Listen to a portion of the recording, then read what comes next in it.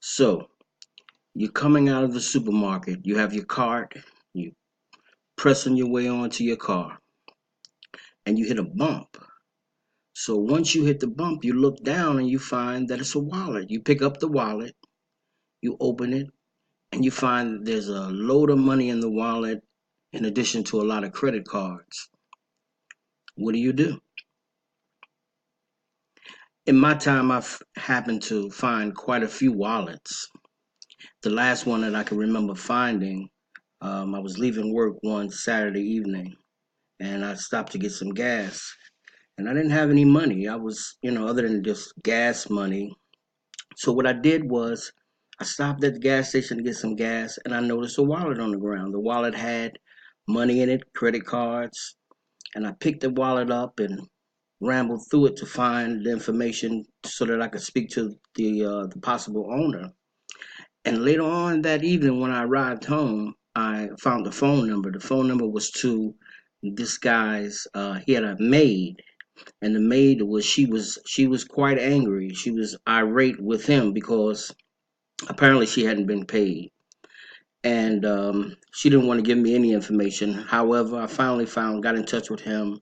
He came to my house, and when he arrived, he was just so grateful that I was returning his wallet, and he gave me $50.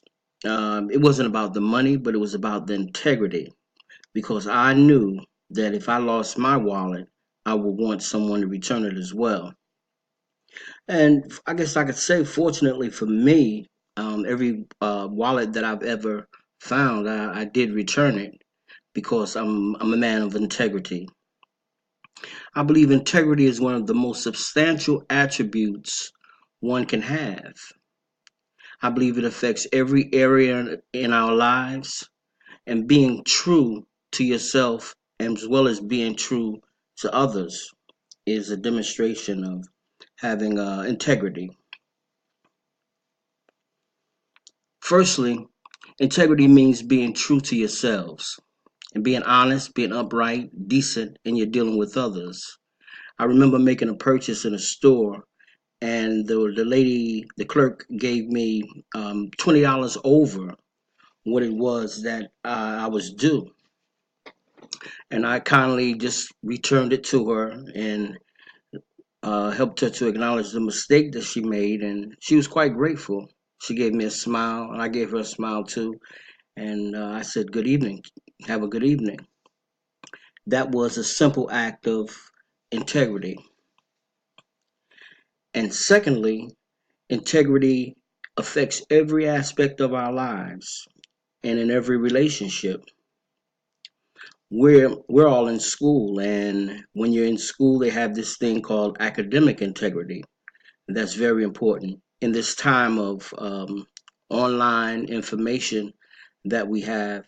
There's always an opportunity to not show integrity. You can do a lot of cheating.